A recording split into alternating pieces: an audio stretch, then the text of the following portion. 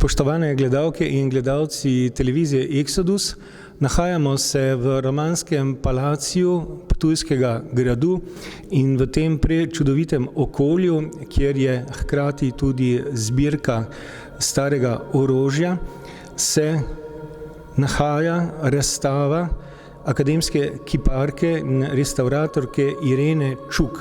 Z mano je dr. Branko Vnuk, kustos Pokrajinskega muzeja Ptuj, ki je hkrati tudi kurator te pričujoče razstave. Gospod Vnuk, vi ste bil pobudnik za postavitev razstave Irene Čuk prav v tem romanskem palaciju. Kaj vas je k temu spodbudilo? In kot vemo, Irena Čuk sicer pogosto razstavlja, vendar njene samostojne razstave so nekoliko redkejše, tako da se v tem primeru predstavlja nekoliko, bi rekel, po nekem daljšem obdobju. Kako ste prišli na to idejo? Irena Čuk že dolgo živi na Ptuju, že več kot 25 let. Manj je znano, da je tudi življenjska sopotnica akademskega kiparja Viktorja Gojkoviča, častnega občana mestne občine Ptuj. In ona tudi kot sama kiparka na Ptuju še nikoli ni razstavljala. Tudi ptujski javnosti je dokaj malo bila znana, bolj kot restauratorka, čeprav je tudi avtorica javne plastike na Ptuju in v okolici. Res je, da Irena redko razstavlja samostojno. Nazadnje je razstavljala v dvorcu Betnava pred 10 leti. Takrat je bila razstava z naslovom Valovanja, današnja se imenuje Odhajati. Kot restauratorka pa tudi odlično pozna Ptujski grad, saj je tudi občasno sodelovala pri restauratorskih posegih na gradu. V samem muzeju pa imamo tudi, kar se tiče grajskih zbirk, tudi nekakšno razstavno politiko, da občasno umeščamo v stari ambient, v stare, stalne postavitve, historične, tudi sodobno umetnost. Tako da pride nekako do izraza ta konfrontacija sodobno, staro in dostikrat se tudi krasno ujame, posebej, če umetnik upošteva ambient, historični ambient in stalno postavitev. In mislim, da je tukaj prišlo do krasne simbioze. Torej, dr. Branko Vnuk, iskrena hvala za tale pogovor in pa hvala tudi, da ste povabili kiparko Ireno Čuk v ta prostor, kjer dejansko je uspelo ustvariti neko simbiozo med svojimi kiparskimi deli in tem, bi rekel, ekstremno srednjeveškim palacijem romanskim Ptujskega gradu.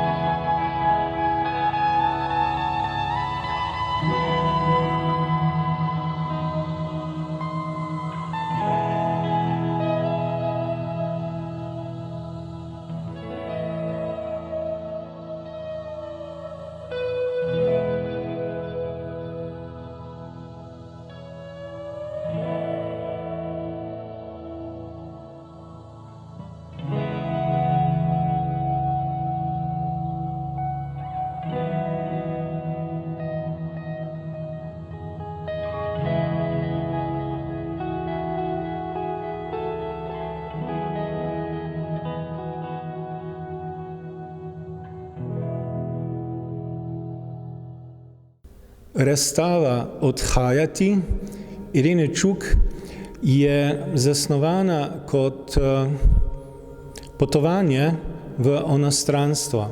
In kakorkoli že se težko poslavljamo od naših ljubljenih, od našega lastnega življenja, pa je zmeraj neka optimistična tudi varianta tega večnega odhoda. In Irena Čuk je prav to optimistično vizijo odhajanja iz tega sveta v oni svet predstavila s to svojo razstavo. Na razstavi pravzaprav prevladuje nekaj specifičnih likovnih objektov. To so v prvi vrsti angelske figure, človeški obrazi, ki se zdijo kot portretni, na drugi strani pa so roke oziroma dlani in sfere, torej krogle. Hkrati je še en izstopajoč objekt, to so vrata. In že v stari antiki so priprta vrata predstavljala simbol odhajanja v onostranstvo. Pogosto vidimo na rimskih sarkofagih angelčke z baklami, ki so obrnjene navzdol, kako kukajo skozi takšna priprta vrata. Skratka, gre za en arhaični simbol in tudi nasplošno lahko rečemo, da je Irena Čuk s to razstavo posegla nekoliko v arhaiko, v antiko, kar se seveda sklada tudi z tem, kot sem že dejal, starodavno učinkujočim ambientom romanskega palacija. Irena Čuk, kako ste prišla na idejo, da upodobite odhajanje v tako, bi rekel, sicer transcendentni, a hkrati tudi neki optimistični varianti, v takšni simboliki, ki napoveduje morda celo vrnitev ali pa v vsakem primeru tudi eksistenco v neki drugi dimenziji duhovni. Res je, tako kot ste predstavili, da je to v bistvu odhajanje živega nekaj v neko duhovno sfero. Malo sem se tudi navezala na to, da so mi dobri prijatelji med tem časom tudi umrli, ampak to je bilo nekako tako povezano, kot da niso odšli, ampak so še tukaj. In to mi je nekako bilo, v bistvu so eni elementi že bili narejeni, ampak sem pol to z domislico Branka vnuka, da bi tu gori v tem palaciju se predstavlja. Sam prostor me je nekako narekoval vsebino in potek razstave. Tukaj v palaciju je razstavljena stalna zbirka orožja in tudi to je zanimivo. Torej, na eni strani orožje, ki je namenjeno izključno pobijanju ljudi, živih bitij, in na drugi strani pa ta v bistvu žalost slovesa. Na eni strani imamo popolno brezčutnost. Ljudje niso več ljudje, so samo še neki objekti, ki jih je treba ubiti, ki jih je treba postreliti, ki jih je treba zaklati, kakorkoli že jih eliminirati. Po drugi strani pa ta globoka žalost, ko izgubiš nekoga, ki ga imaš rad, ki ga ljubiš, spoštuješ in pravzaprav ostane neka rana, trajna v duši, v srcu. In mislim, da je to resnično ena zelo uspela konfrontacija na eni strani te žalosti, teh čustev, na drugi strani pa tistega brezčutnega pobijanja. Opazil sem, da uporabljate sfere, v veliko primerih tudi dlani, ki držijo sfere. Dlani so običajno odsekane same, kot simbol človeka, ki pravzaprav ni več živ, ni več prisoten, je pohabljen, tako rekoč, ampak vseeno drži v roki tisto kroglo. Kaj ta krogla pomeni? Krogla je neki krogotok življenja, je neki kozmos, naprimer pri reliefu, kjer so podobljene roke. V centralni postavitvi krogle z rokami je, da vsak človek ima neko svojo usodo, ki si jo drži sam v svojih rokah, sam oblikuje to svoje življenje. Hkrati ob straneh pa so roke, ki grabijo to narazen.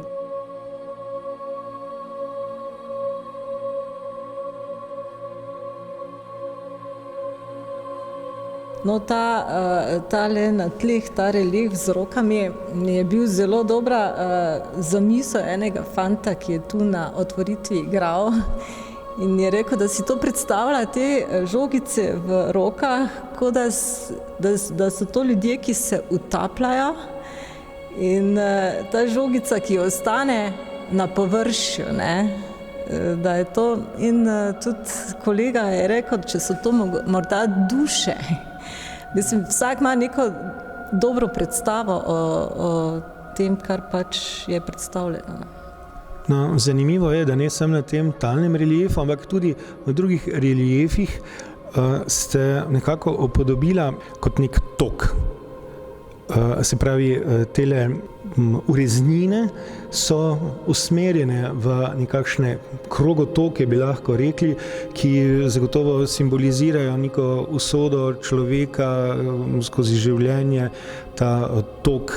In zdi se, kot da na nek način se ljudje dejansko utapljajo in da ta kot neka rešilna bilka te sfere, te kroglice, lahko interpretiramo tudi kot morda neko božansko intervencijo, morda Boga, ki rešuje duše, te kroglice ostajajo na površju, telesa se potapljajo, duše ostajajo. Ste imela morda v mislih tudi takšno varianto? Ja, se tu že sama predstavitev je, da tu kot te duše, naprimer, da rečemo, da so to umrli in duše spuščajo v nebo, je nadaljevanje v vrata, to so lahko neka nebeška vrata, ki te ponesejo skozi neki labirint, v katerem so angeli, ki ti tvojo to dušo nekako spuščajo. Tam imam tudi preprogo, po kateri so te kroglice, ki se pretakajo in grejo dalje skozi oltar, ker so tudi roke, ki segajo ali pa ne po teh dušah, in na koncu je neko zveličanje z tem torzom na koncu, ne, ki pa te ponese v neko zveličastje ali nebo.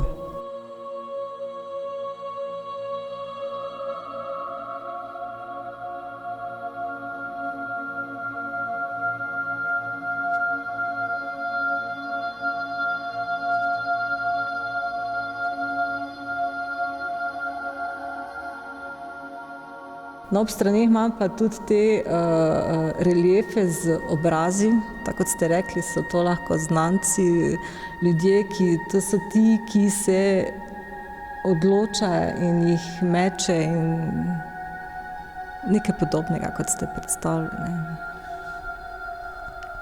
Zelo zanimiva predstavitev, kompleksna, z veliko različnimi likovnimi objekti, katerih simboliko se sicer lahko vsak sam nekoliko po svoje razlaga, ampak vendar je tu ta ena nit, ena izpoved vaša, ta intimna, o tem, kaj se pravzaprav dogaja z nami po smrti, oziroma kaj bi se lahko dogajalo. Smrt je za marsikoga nekaj čisto definitivnega, torej brez možnosti nadaljevanja. Veliko civilizacij je smrt videlo kot čisti konec. Ampak še več civilizacij pa je smrt pravzaprav neko nadaljevanje, tako kot ste vi tudi upodobila, neka vrata v transcendenco, ampak tudi te predstave o tem, kaj bi se naj človeškimi dušami ali s tistim pač, kar ostane po fizičnem telesu zgodilo, so neverjetno raznolike.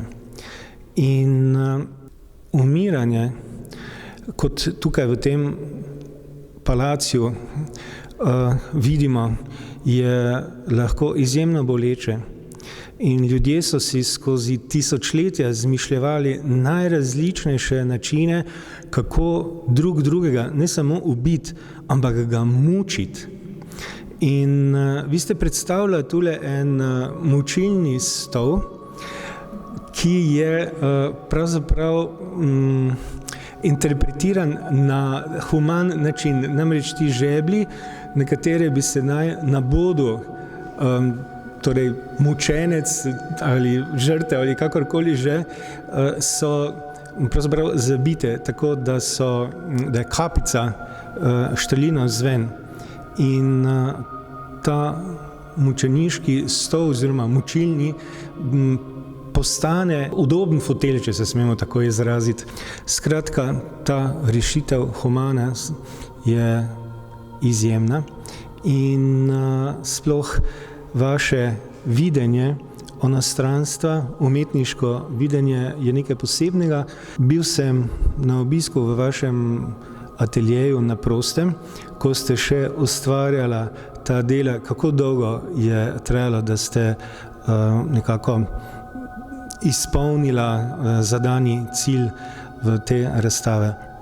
Ja, malo me je čas prehitel, ker sem še marsikaj mislila narediti, da bi bilo še malo bolj nazorno. Ampak glede na to, da sem ene kose že imela, sem jih mogoče malo glede na temo preoblikovala in dodelala. Ene so pa čisto nastale na novo. Ja, to je bilo nekje mesec pa pol nenehnega dela od jutra do večera. Ves čas se ukvarjate kot je že dr. Branko Vnuk omenil, z restavratorstvom in konzervatorstvom. Ste omejeni na grad Ptujski ali delujete tudi izven? Dosti sem na terenu, kar je tudi pogojevalo to, da malo manj ustvarjam, da je res to mina en taki čas, ki za mene je zelo kratek, čeprav je zelo dolgi čas, ne. V bistvu se tega ne zavedaš, dokler te nekdo ne postavi pred dejstva, ne, da mogoče je bilo dobro, da se malo pokažeš spet.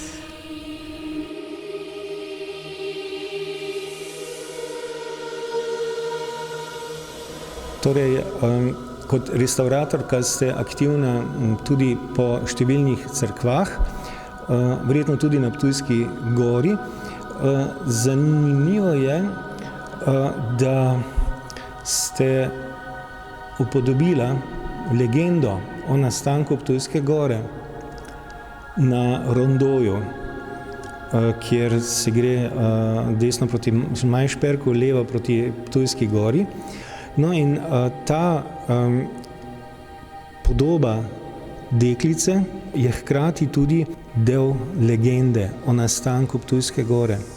Kako je slepa deklica zagledala najprej tisti grič, na katerem je potem njen oče, plemič, ki se je zaobljubil Mariji Devici, da bo na tistem kraju, ki ga bo njegova hčera najprej zagledala, zgradil eno cerkev.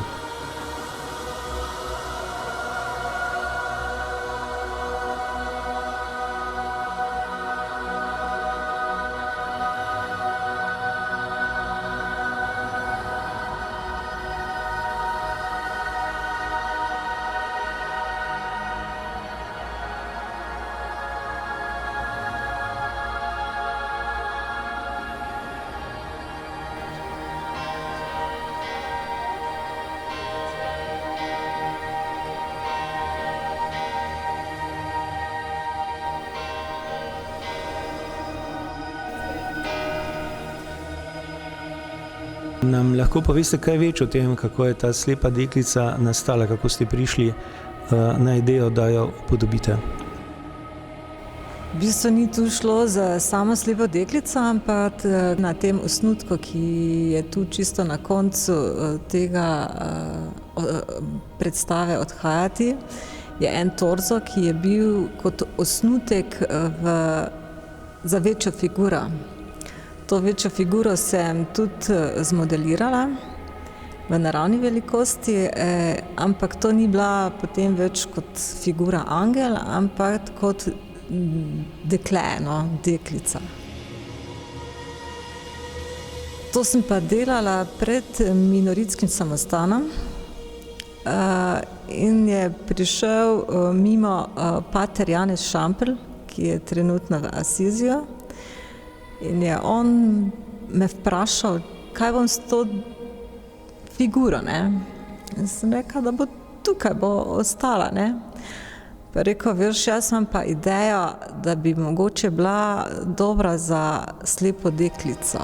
Je rekel, mi bi rabili eno tako označbo tam v krožišču in jaz sem se lotila figure in sem jo spremenila v slepo deklico. V bistvu se mi dodala ta pogled proti Ptujski gori in je dobila svoj pomen tam v krožišču.